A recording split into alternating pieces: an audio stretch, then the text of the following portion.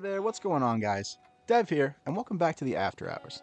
This is kind of the chill, laid-back show on this channel where we just hang out a little bit, we talk Vikings, what's been going on recently, things like that. And we hang out in this cool little sports bar. And we just talk for a while. So on this latest episode, guys, I just went to my very first NFL game. It was so sick. Vikings versus Bears at US Bank Stadium. So yes, I had lots of fun. It was everything that I thought it was going to be and more. A really cool experience to share with a couple of really close family members. But that being said, we got beat real bad by the Bears at home. And now, fans are kind of melting down, rightfully so, in certain aspects, but I think jumping a little bit in others. No, I don't think anybody should be fired. And no, I don't think J.J. McCarthy is a bust. So listen, guys, yes, there was some mistakes. There was a couple passes, two in particular that stand out in my mind that were underthrown by J.J. McCarthy. But that being said, guys, a lot of the other incompletions were right on target. Like literally hitting the hands of receivers and being dropped. That's not JJ's fault.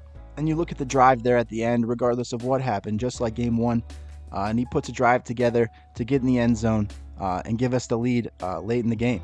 If they don't get that huge run back there at the end with 50 seconds left in the game, if they don't make that play, a lot of you guys are not complaining about J.J. McCarthy the way that you are now. And that's just my opinion, but that's what I think, you know. If it went our way at the end of the game, you guys would be praising J.J., but now you're still calling him a bust. When a lot of these things were definitely out of his control, people are out here shouting #fire KOC, which a lot of those things were kind of out of his control as well. At the end, at least, special teams making a play like that, and you want to fire KOC still? I mean, that's not really his thing. I mean, it is, but it isn't. You know what I mean. And after the game, guys, my grandpa and I were sitting at B-Dub's.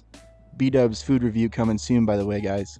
But he goes, I don't think KOC's job is in jeopardy, but maybe Kwesi's is. And I don't know about that, you know. Those decisions are made by people who should be paid to make those decisions, not an armchair expert like your boy. But there are a couple things that I know for sure, guys. JJ did kind of play like Dookie. I think he can look way, way, way better than that. The underthrown passes, I don't think that's something that he's not capable of. We've seen the footage of him in college throwing bombs. I know a lot of people give him the criticism that he just handed it off the whole time, which he did a lot. I think that offense was definitely revolved around their run game, something that Harbaugh relied on, something that they were good at. But there's tons of footage of him just dropping bombs down the field, right on target, right in the pocket. So, you know, I don't know if that's a narrative that I'm going to put stock in. I think he's got the arm strength. I think he's just a little green around the gills. You put him in a couple of these scenarios, especially under pressure, balls are going to be underthrown. This is only his 5th start in the NFL. People seem to forget that. You need to give the kid a chance. I mean, it's crazy. Like, all season long, we were feeling Sam Darnold. But then, as Colton says, you know, he turned into a pumpkin late in the season, which he definitely did. We saw flashes of that in the game against the Rams the other night, throwing all those picks. And even after all that success, you know, at the end of last season, that 14-win season, we were still screaming as fans that we need to get the kid out there and put some stock in JJ. And guess what, guys? This is what that looks like. We need to get him some reps. We need to get him some experience. Even with the mistakes that he made the other night, look at all the success. He did play a pretty good game despite what went wrong. And that's not my opinion, guys. That's just facts. You can look at the numbers. I mean, they're not too pretty, but if you look at the situations, especially for me, I was there in the stands. Seemed like JJ did all that he could despite the mistakes. So I don't know. That's just what I think. At the end of the day, we're still got a losing record. We're still not living up to our potential. We still took a fat L at home.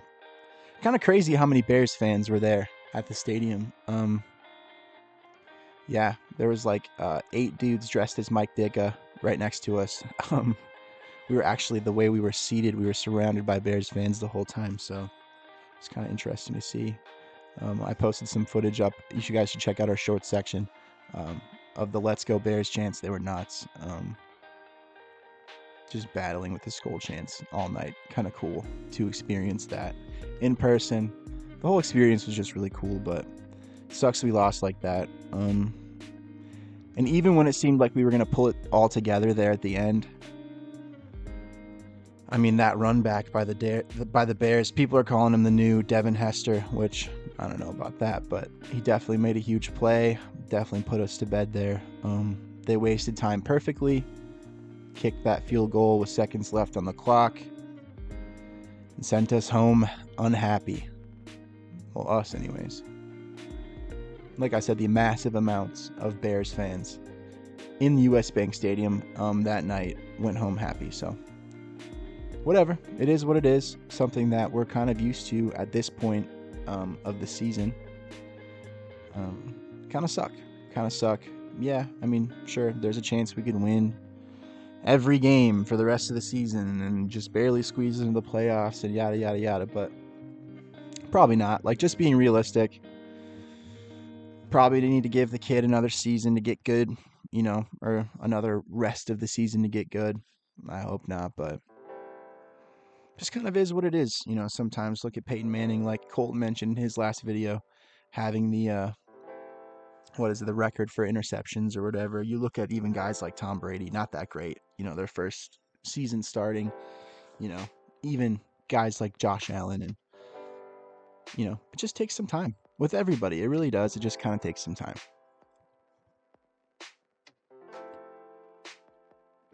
It is painful. Don't get me wrong, guys. I feel you. It is painful. I mean, I get that way too. We get a tough loss, and I am also in my head, fire everybody, burn the whole place down. Let's start over, like you saw a spider, burn the whole house down and get out of there, start anew. But it's not the way to go.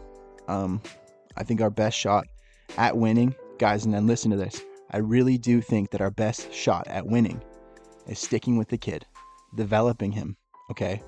And not trying to bury him when he makes some mistakes like every other regular human being does in the world, okay?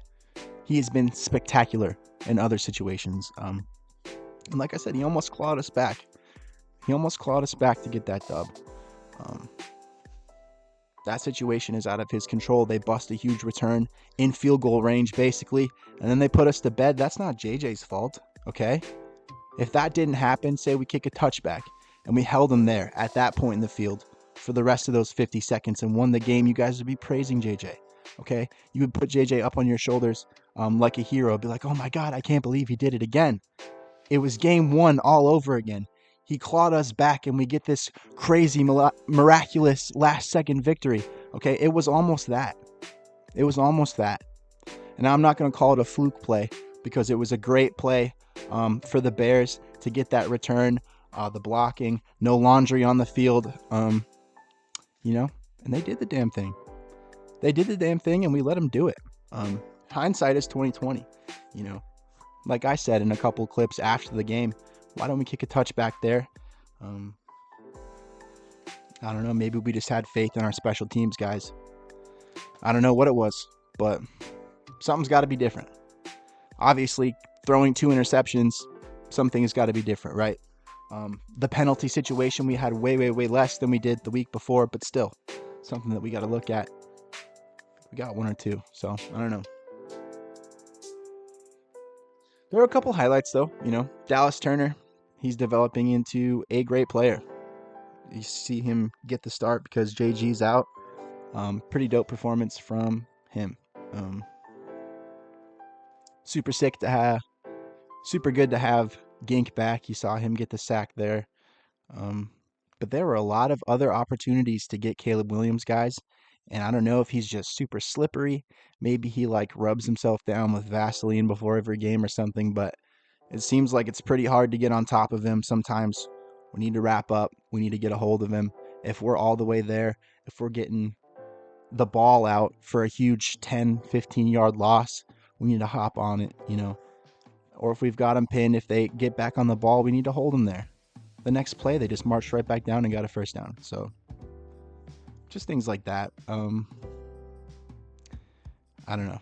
I think the defense did all they could, but at the same time, we lose the turnover battle. Makes a huge difference. Guys. But it was super dope to be there.